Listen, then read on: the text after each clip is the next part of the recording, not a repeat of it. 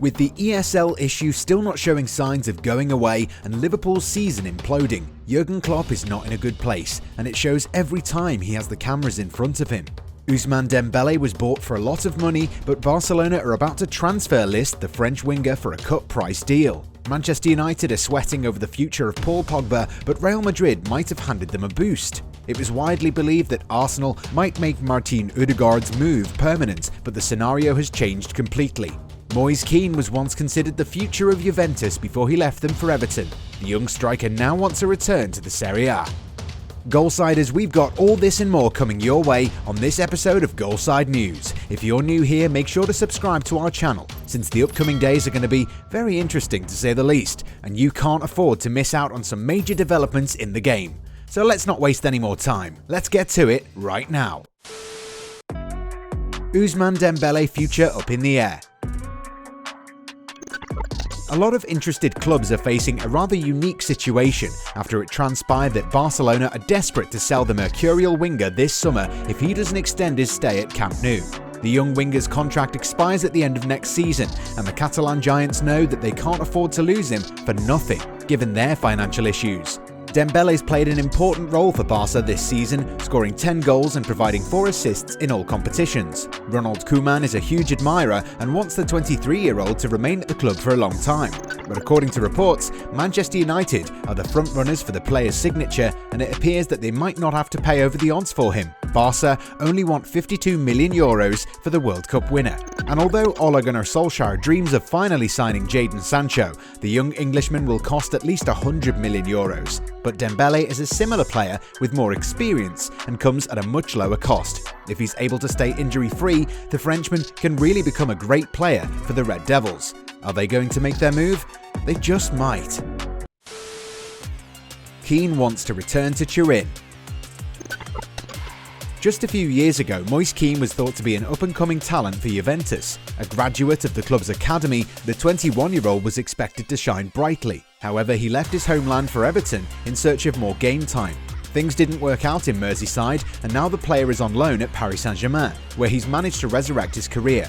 However, the youngster admits that he was disappointed to leave Juventus and has left the door open for a possible return. He's in great form at the moment, has scored 16 goals this season and has a great future ahead of him. And as PSG prepare to take on Manchester City in the Champions League semi-final, Kean would be focused on ending the season on a strong note and earning a way back into the Italian national side under Roberto Mancini. Paul Pogba to Madrid might not happen.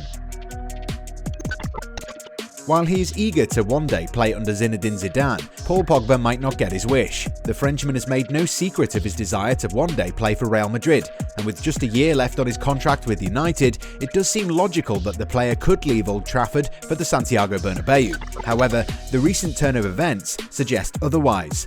As things stand, Real Madrid might not be playing in the Champions League next season. Florentino Perez has decided not to move on from the European Super League, and UEFA will come down hard on the Spaniards for their continued insistence. This means that Manchester United have a great chance of securing the long-term future of one of their best players.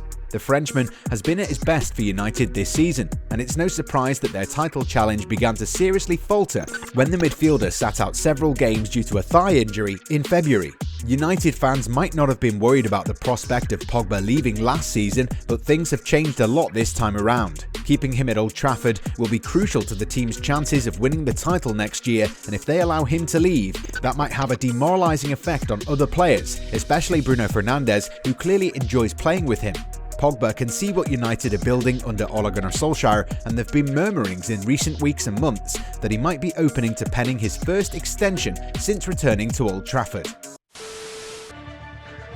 Donnarumma contract to be extended. A while back, we discussed the possibility of Juventus convincing Gianluigi Donnarumma to leave the San Siro for Turin. The youngster is approaching the end of his current deal with AC Milan amid interest from a host of European giants, including a few Premier League clubs. However, the Italian is reportedly set to snub interest from England and wants to stay in the Serie A. But there's more to it. While Juventus might be a great proposition, Donnarumma has started believing that he's at the right club at the moment and sees no reason to leave the Rossoneri. Indeed, Milan have become quite a good side under the guidance of Stefano Pioli. They might not win the Scudetto this year, but they're almost assured Champions League football for next season. Juventus, meanwhile, are in 5th place at the moment, and they could miss out on the competition if they continue performing the way they have in these past few weeks. Arsenal's Odegaard dilemma. While he hasn't even played an entire year in the Premier League, it's clear that Martin Odegaard is built for the league. The young Norwegian joined Arsenal in January this year on a 6-month loan spell from Real Madrid.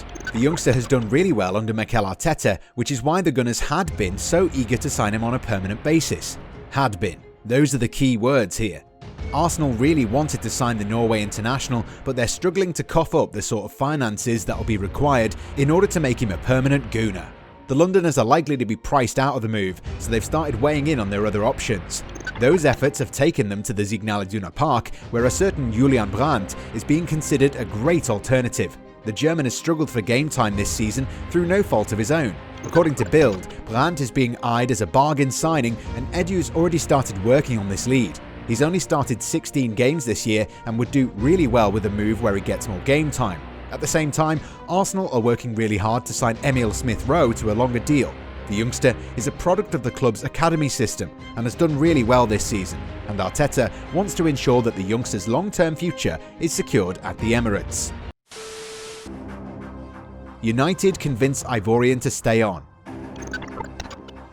It was widely believed that Eric Bailly would turn down a new contract offer and leave Manchester United. The Ivorian has had a torrid time with injuries, which is why Solskjaer has been very careful with him this season. That initially didn't go down well with the centre-back, but it appears that Ola has somehow convinced the player into extending with the Red Devils until 2024. Every time Bailly has played, he's done well, and if he shakes off his injury woes, United might have a great partner for Harry Maguire next season. The Ivorian is actually very happy to stay at Old Trafford, and we're hopeful that this could be the start of better things for the former Villarreal man. Spurs open talks with potential candidate. After losing the Carabao Cup final to Manchester City earlier this week, it's clear that Tottenham are no better off than they were when they initially fired Mauricio Pochettino and brought in Jose Mourinho. The Portuguese tactician was never the best choice considering the brand of football he promotes. Ryan Mason hasn't done a bad job, but we all know that the young manager was only going to be a temporary fix. Plus, he's got no experience and needs more time before eventually managing a Premier League side. It's now being reported that Daniel Levy has already established contact with Julian Nagelsmann's entourage with the aim of bringing the German to London this summer. The RB Leipzig boss has done wonders in the Bundesliga and could be looking for a way out given the fact that the German outfit could be a relatively weak one for next season, following the departure of Dayo Upamecano and impending departures of the likes of Ibrahima Konate and Marcel Sabitzer. Klopp has lost it. Okay, so this campaign has been a really forgetful affair for Liverpool and their manager Jürgen Klopp. After guiding the team to its first Premier League triumph last year, the German tactician has seen the title defence implode, and now the Reds are even struggling to make it into the top 4. They're not playing the best football in the country right now and look nothing like the side that romped its way to the league title last year. Liverpool's involvement in the European Super League was yet another blow to Klopp, who was in a rather unenviable position once the controversial plans surfaced. Initially, Klopp was highly critical of Gary Neville after the former Manchester United man criticised all English clubs for participating in creating a breakaway league. Neville was beside himself and took everyone to the cleaners. However, Klopp snapped back at him, and in all honesty his statements didn't make any sense, given the fact that Neville wasn't necessarily aiming at Liverpool in particular. But that wasn't it. While fans and pundits reacted furiously to the news of the proposed project, Klopp had a lot to say about the entire situation, and his words didn't leave a good impression, to be honest. Once again, the Germans' responses were incoherent and made no sense. I've seen the pictures over the last few days. I really think you all have to calm down. There are 3 journalists all the time talking all day about it. It's winding up people. We are still in a pandemic. People are out there without face masks shouting their opinions. Pundits have to calm down. Yes, we didn't want it, but let's deal with it. The people, they learned their lessons 100%. So just relax a little bit. We have to carry on. Alright, so as outsiders, those outsiders who follow the game very closely but aren't decision makers, we've got every right to criticise club ownership and management for making those bold decisions. Of course fans are going to vent their frustration. The timing of the comments wasn't great, because at the time, a lot of managers of these breakaway clubs had shown their absolute disdain for the competition. Both Pep Guardiola and Solskjaer were critical of the whole idea, and it would have done Klopp the world of good if he'd given his honest opinion about the situation, rather than giving us all the impression that maybe he's trying to defend the owners.